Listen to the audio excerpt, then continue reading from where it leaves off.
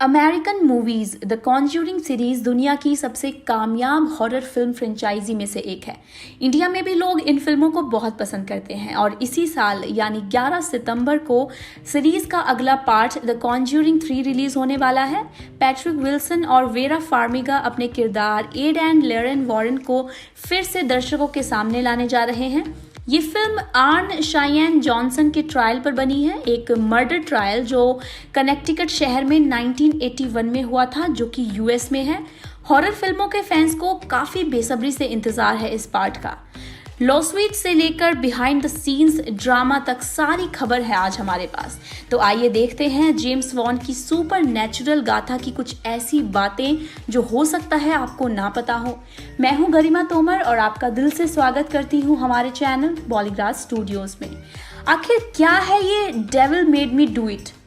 शैतानी शक्तियों का इंसान के शरीर पर कब्जा करना इन फिल्मों में पहली बार नहीं दिखाया जाएगा, लेकिन पिछली किसी भी मूवी में इंसान को किसी के खून के लिए अपराधी नहीं माना गया था। ये एक असली केस है और अमेरिकन हिस्ट्री का पहला केस है जब किसी इंसान जिसने खुलेआम किसी का मर्डर किया हो उसे सजा नहीं हुई थी, क्योंकि उसका क्लेम ये है कि उस समय उस पर बुरी आत्माओं का कब्जा था और वो अदालत ने मान भी लिया था। ये case devil made me do it के नाम से फेमस है। ये स्टोरी लाइन एक सेफ बेट है और इसीलिए इस फिल्म से बहुत उम्मीदें भी हैं लोगों को। दूसरी ओर एड और लॉरेन सबसे पहले पैरानॉर्मल इन्वेस्टिगेटर माने जाते हैं और हमेशा इन दोनों को दिखाया भी इसी तरह जाता है, लेकिन इन दोनों पर फ्रॉड के बहुत सारे इल्जाम लगे हैं, जिनमें से ये सबसे फेमस है। कनेक्टिकट के 2 रिपोर्ट्स ने बहुत इन्वेस्टिगेट करके ये कंक्लूजन निकाला था कि इस कपल के तरीके बहुत ही गलत होते हैं और इनकी फोटोग्राफ्स में भूत से ज़्यादा फोटोग्राफी की गलतियां थी। और सिर्फ यही नहीं, इनकी बताई हुई कहानियों में बहुत सारे झोल होते हैं। दोनों ने कभी इस कपल पर लोगों को जानबूझ के बेवकूफ़ बनाने का इल्ज़ाम नहीं लगाया, पर यह ज़रूर चेताया कि इन दोनों की सर्विस से लोगों के अंदर डर बैठता है और वो आसानी से भ्रम का शिकार बन सकते हैं। खैर, ये कहानी चाहे पूरी तरह सच ही क्यों ना हो, लेकिन लोगों के लिए उतनी मसालेदार नहीं है। अब आप पर छोड़ देते हैं कि आपका क्या मानना है।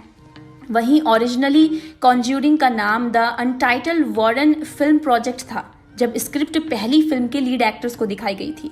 उसके बाद डायरेक्टर जेम्स वॉन के सजेशन के बाद इस फिल्म को द वॉरेन फाइल्स नाम दिया गया। फिर अंत में जाके प्रोड्यूसर्स को एक नाम मिला जिससे सब लोग खुश थे और वो तो हम सबको पता ही है। वहीं कॉन्ज्यूरिंग फिल्मों की मशहूर डॉल एनाबेल इतनी डरावनी दिखती है कि अगर कोई फिल्म में देख ले तो रातों तक सो ना पाए, लेकिन जो असली एनाबेल है वो काफ़ी क्यूट है। असली डॉल एक रागेडी एंड डॉल है जो एक बहुत पुराने कार्टून कैरेक्टर के वजह से उस समय के बच्चों के बीच काफ़ी पॉपुलर हुई थी, लेकिन इतना कुछ भूतिया हुआ है कि अब तो शायद बच्चों को रागेडी एंड डॉल लेने से भी डर लगता है। पहली फिल्म की शूटिंग जिस घर में हुई थी वो एक सेट नहीं बल्कि एक असली घर था, पर जैसे ही मूवी रिलीज और उसके बाद हिट हुई, उस घर की फैमिली का जीना मुश्किल कर दिया था लोगों ने। उनके घर के आसपास लोगों ने उत्पात मचाना शुरू कर दिया, चोरियां भी हुई उनके घर में। अगर आपको ये सब ज्यादा लगता है तो अभी तो किस्से बाकी हैं। इनफैक्ट कुछ लोगों ने इनके घर के आसपास ब्लैक मैजिक और वुडू डॉल्स का इस्तेमाल करना शुरू कर दिया था और बहुत लोग आत्मा भगाने के लिए इनके घर पहुंच जाते थे। उनका घर एक सर्कस बन चुका था और इसीलिए उन्होंने डायरेक्टर और प्रोड्यूसर्स पर केस भी कर दिया था।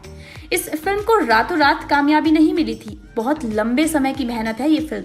इस फिल्म का आइडिया प्रोड्यूसर टोनी डोरेसा ग्रंट के दिमाग में तब आया था जब उनके सामने इस कपल के इन्वेस्टिगेशन की एक टैप प्ले हुई थी। मूवी की स्टोरी तैयार होने के बाद 6 अलग अलग स्टूडियोज के बीच रेस लग गई थी इस फिल्म को खरीदने की और फाइनली ये डील न्यू लाइन सिनेमा को मिली। मुझे ये सीरीज़ बहुत ही ज़्यादा पसंद है because I love horror movies और मैंने इस सीरीज़ की मैंने अमेरिकन जितनी भी हॉरर मूवीज़ है सब देखी हुई हैं, मुझे बहुत ही पसंद आती हैं और मैं तो बहुत एक्साइटमेंट के साथ वेट कर रही हूँ 11 सितंबर का। आप भी क्या उतनी ही एक्साइटमेंट के साथ वेट कर रहे हैं इस फिल्म का? नीचे कमेंट सेक्शन में हमारे साथ ज़रूर शेयर करें। वीडियो पसंद आए तो इसे लाइक और शेयर करें और देखते रहिए हमारा चैनल बॉलीग्राज स्टूडियोज़।